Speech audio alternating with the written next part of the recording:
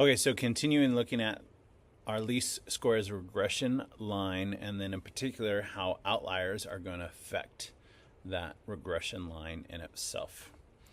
So we have some data here comparing students' GPA to the ACT. ACT is kind of like the SAT, a standardized test for colleges. And so seeing several students here and their GPA and their ACT, and then it's plotted over on this graph as well. And then we have our least squares regression line there. So what we're going to do then is we're going to calculate this based on the data we have. So click on the link, should open for you.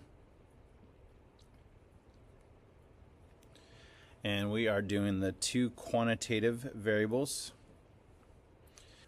All right, so then once we have this open, we can type in the information we have there. So our explanatory is the GPA, our response is the ACT, and I've already typed in the data for each of those. And so we'll begin analysis there. And that gives us our scatter plot. And then we come down here, we can calculate our least squares regression line. And that gives us that graph there. And then it gives us our equation down here at the bottom. So we're going to take that y hat is equal to negative 15.1 plus 11.5x. And we'll put that over in Notability there.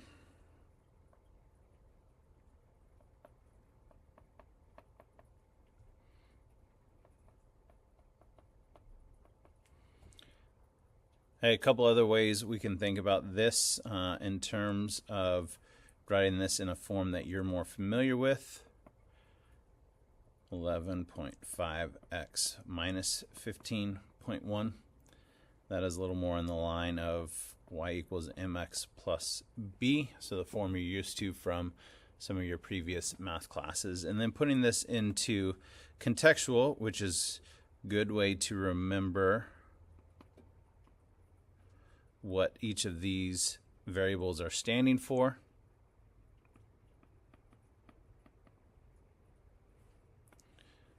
Sorry, not x this time, it's our GPA.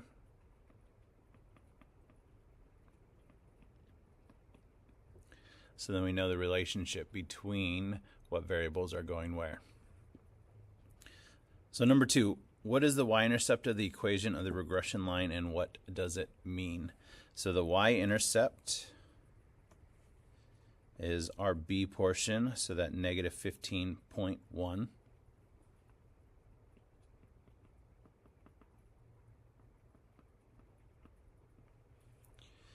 And what it states is when x equals 0, all right, so if we substituted 0 in for x, right there, 11.5 times 0 would then just leave us with that negative 15.1.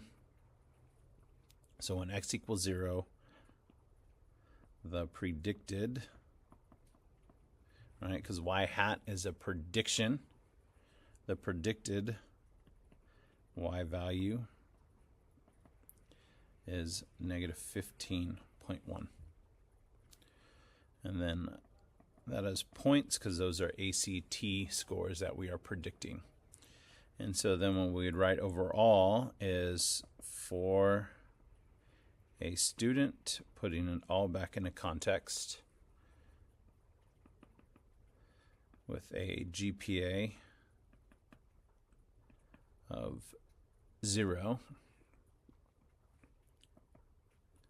the predicted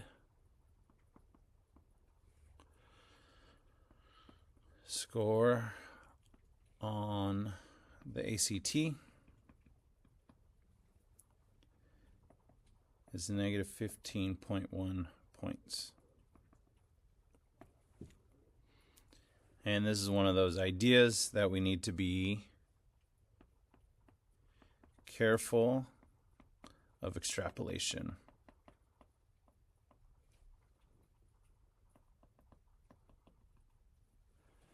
And all that means is, does that really make sense? Can you have a negative score on an ACT? You can't. It's 0. It's the worst theoretically you could get. But because a line that we have, right, can extend forever, and we're talking theoretical now, we can work our way down to a negative 15.1 on that line because that line extends forever. But in the real world, we can have negative points. So that's where that careful of extrapolation. Extrapolation is now extending that line beyond what is reasonable or makes sense within the context of the problem. All right, the next part we're looking at is what is the slope of the equation. Okay, and then our slope comes from that m, so 11.5.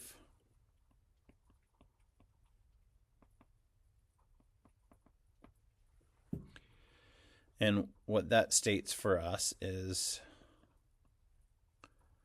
for every 1 point increase in GPA, the predicted ACT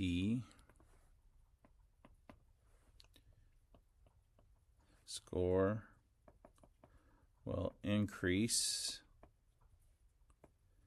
by 11.5 points. And so slope is just a rise over run. So the change in the rate of 11.5 per 1 point. And all we're doing is writing that in a sentence to contextualize it as well. And those are your sentence frames you'll be using when you talk about the y-intercept or the slope. First, for the y-intercept is when x equals 0, the predicted y value is, and then whatever the contextual value is for that. And then put it into context for a student with whatever your context is there, the predicted score on the ACT, again, context is this. And then we just have to reason, does that actually make sense? In that case, it was unreasonable due to extrapolation. And then our slope, right, we're just kind of defining slope again. So for every 1 point increase in the GPA, so your context 1 point increase will always be what we talk about. Put your context of GPA and predicted ACT in this case score, and then whether it's an increase if you have a positive slope or a decrease with a negative slope. In this case, we have a positive slope, so increases by what that value is. All right, now we're going to add one more student who has a GPA of 3.0. So let's add that up here. And an ACT of 28. So 3.0 and then ACT of 28. So that'll be that student up there. And so that looks like an outlier. And so what we want to do is now we want what is the equation of the new least squares regression line and see what the effect is of that. So go back to our Staplet. So we'll edit those, adding in the 3 and the 28. Make sure you put them in the same order because they have to line up. And then we can begin our analysis this time. Again, we can calculate our least squares regression line. All right, so bringing that over and just comparing there, you can see that line of our least square regression line has moved up because of our outlier right there. And so the line that was going to just below 19 now is just above 21. These two values here, it was almost touching this one, and now is definitely above that line right there, but is still splitting those two there. All right, so let's go back and write what that equation was. And so we had y hat equals negative 3.35 plus 8.35x. And so our y-intercept this time is negative 3.35. And so we went from a negative 15.1 to a negative 3. So then our y-intercept went up. And then what is our slope? Our slope this time is 8.3. 8.35. And so this time we went from an 11.5 slope to an 8.35 slope. And so our slope actually went down, or it decreased, which another way of saying it became less steep. And so what we learned from this is the outlier in both cases pulls the line to itself.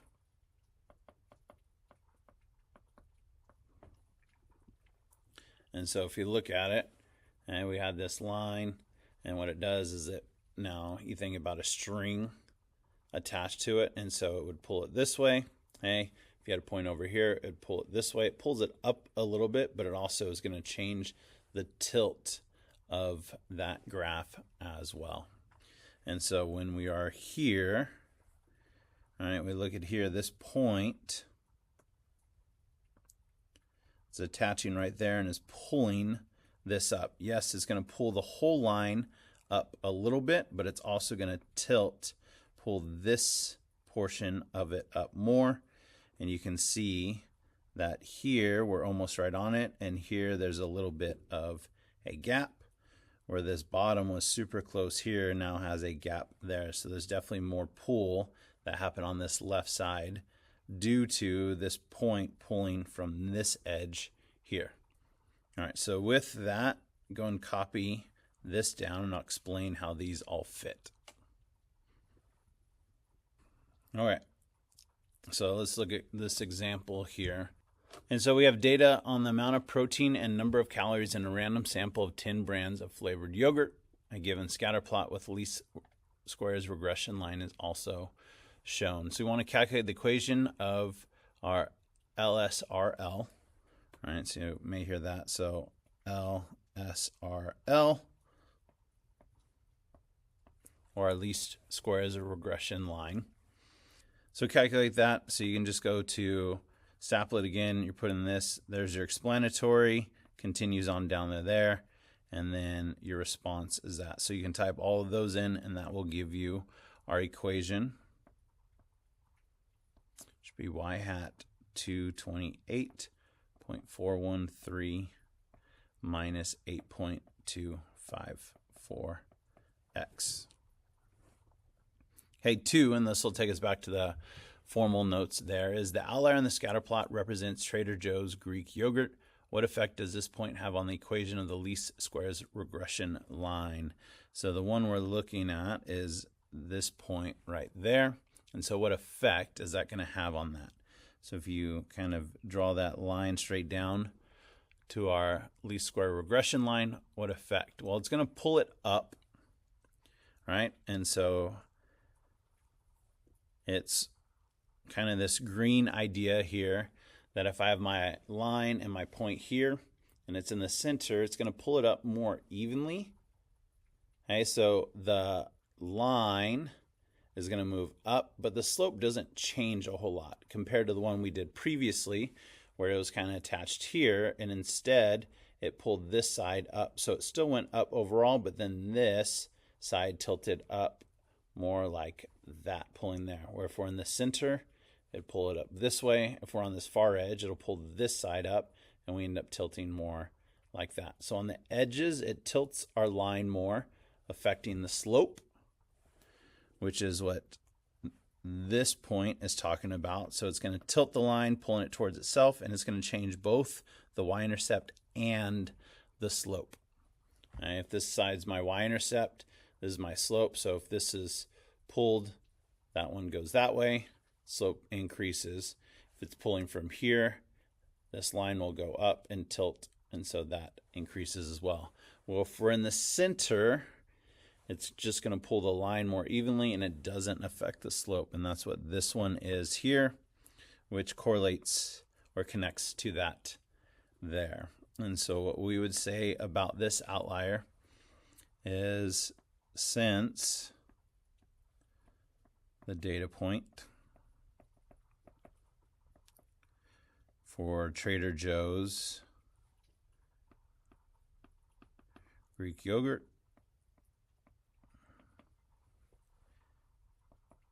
is near the mean of X, or X bars, you might see it. And the reason we know that is the mean is there in the middle. You can look at this as your summary statistics too and staple it. Since it's near the mean and above the line, it will increase the slope, increase the y-intercept, but will have little effect on the slope.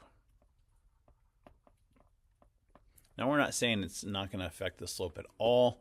Pulling, it's rarely are we going to be exactly in the middle where you can get a perfect pull straight up, but that tilt effect is going to be so much smaller when the outlier is in the middle or near the mean of our data. All right, so for those of you who have made it this far and are actually still listening, not just copying down information, here's a little Christmas egg for you. So when elves go to school, what is it the first thing that they learn? Well, it's obvious. They learn the alphabet.